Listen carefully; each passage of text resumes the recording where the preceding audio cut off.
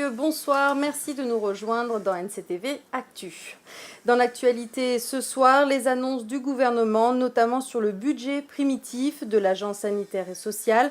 Le RUAM bénéficie de la plus grosse part du budget, 15,8 milliards. Les précisions avec l'INSEE WAMO. Sur les 42 milliards 687 millions de francs CFP alloués à l'Agence sanitaire et sociale, 15,8 milliards vont au RUAM.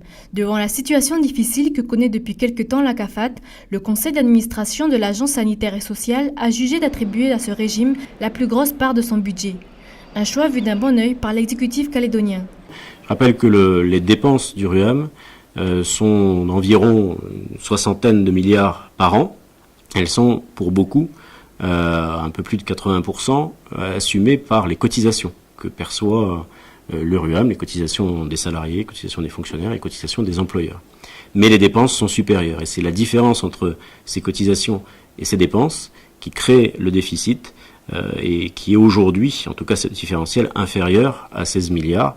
Donc je crois que ça doit permettre, en tout cas 2017, au RUAM de franchir l'année à peu près sereinement. Ainsi, concrètement, tout l'excédent qui sera dégagé des taxes affectées, comme par exemple la taxe sur les alcools et les tabacs, servira à équilibrer les comptes du RUAM. Pour la troisième année consécutive, le Woman Sub Tour revient en Province Nord.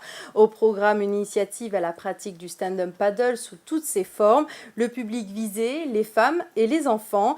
La tournée a commencé samedi à Koné et continuera jusqu'à dimanche à Bourail. Aujourd'hui, la caravane était à Poindimier. Aurélie Néaotine y était pour nous. Je te mets le paddle à l'eau. On va commencer à genoux. Je vais aller sur l'eau. Hop. Avec la petite là. Donc on se met l'avant du paddle, c'est là où il y a le petit tiki là. Tu vois le tiki devant, ça c'est l'avant. Alors vas-y, assieds-toi sur le rebord du ponton. Hop, et à genoux. C'est à la darse de Tibarama que les planchistes de la Sup Women Tour ont décidé de se mettre à l'eau. Aujourd'hui, la météo est au rendez-vous et avec elle, quelques enfants venus s'initier au plaisir de surfer. Si au départ l'activité est destinée principalement aux femmes, elle leur est maintenant ouverte. Ici, les bénévoles leur apprennent à tenir en équilibre et Ethan semble déjà bien se débrouiller. C'est bien, hein, il se débrouille bien. On voit qu'Ethan il a l'équilibre, il se recule bien sur sa planche, il arrive bien à faire son demi-tour, donc c'est bien. On a des futurs champions. Qu'est-ce que vous leur apprenez aujourd'hui pour cette première?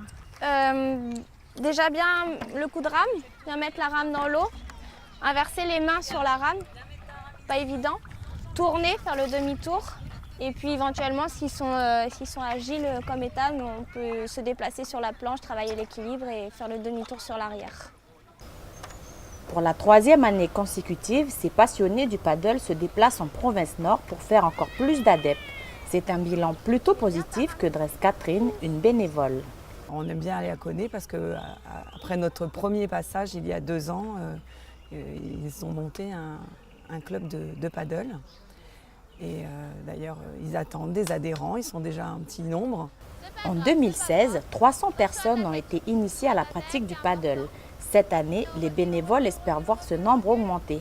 Mercredi et jeudi, ils seront sur la commune de Yengen, Koulnoué Village et termineront leur tour ce week-end à Bourail. Et pour aller plus loin encore, l'association souhaite proposer des baptêmes aux femmes des îles. Ce sera peut-être l'année prochaine ou dans 2 ans. Et on reste dans les paddles, mais cette fois-ci on ne rame pas, mais on pédale debout. Vous allez comprendre, c'est dans le web du Pacifique préparé par Prosper Poigou.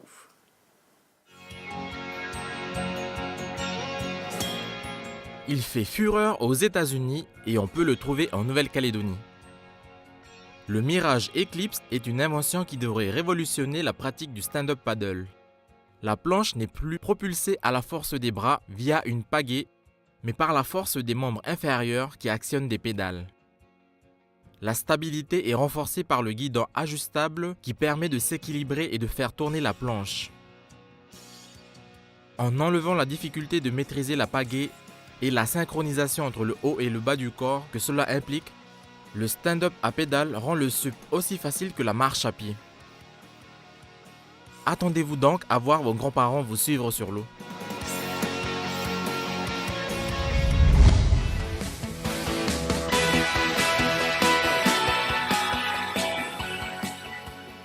Autre innovation, voici le drone sous-marin pour aider les pêcheurs. Capable d'évoluer à 30 mètres de profondeur, l'engin peut détecter des poissons jusqu'à 40 mètres avec une précision de 10 cm grâce à un système de sonar et d'un leurre lumineux. Via une caméra 4K Ultra HD embarquée sur le drone et une connexion Wi-Fi, le pêcheur peut visualiser en quasi-temps réel les images et vidéos prises par le drone. L'utilisateur peut également recevoir une alerte lorsqu'un bond de poisson s'approche. Et pour rendre l'expérience encore plus intéressante, le constructeur propose à l'utilisateur de se mettre à la place du drone sous-marin grâce à des lunettes de réalité virtuelle. Il est alors possible de contrôler le drone en inclinant simplement la tête. L'entreprise n'a pas encore communiqué sur le prix de vente, mais précise que les précommandes seront disponibles dès le 27 février prochain.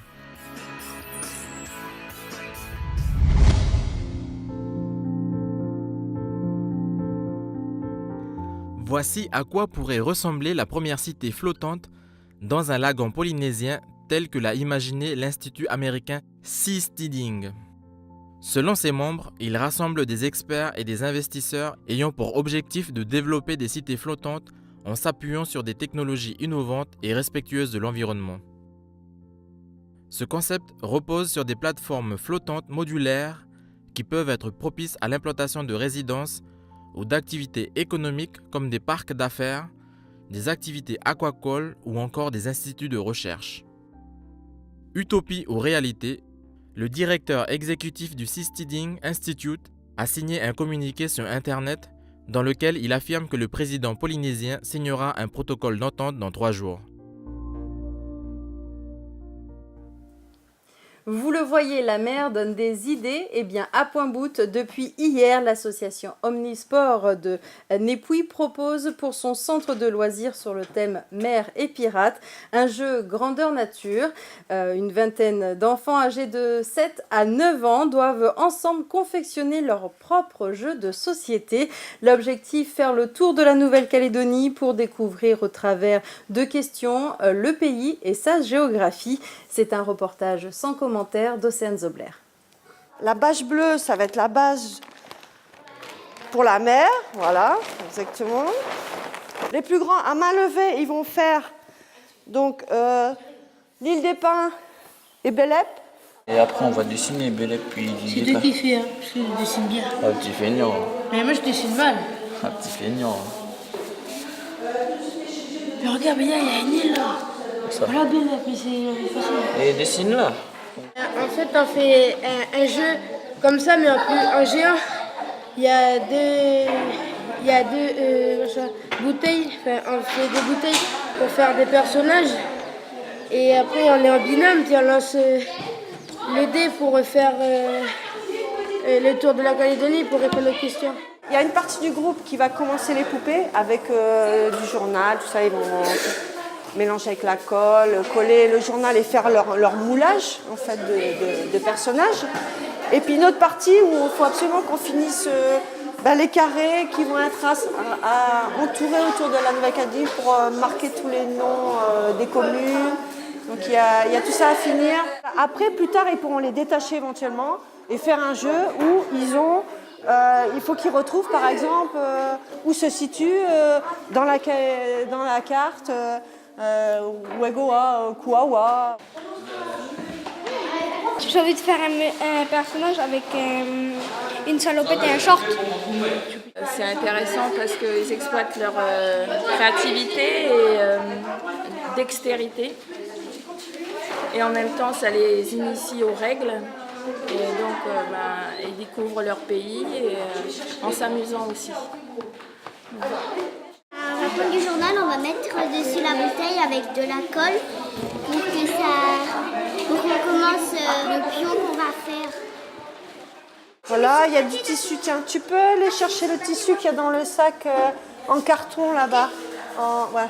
Il y a toutes sortes de tissus. Vous pourrez découper des bouts de tissu si vous voulez.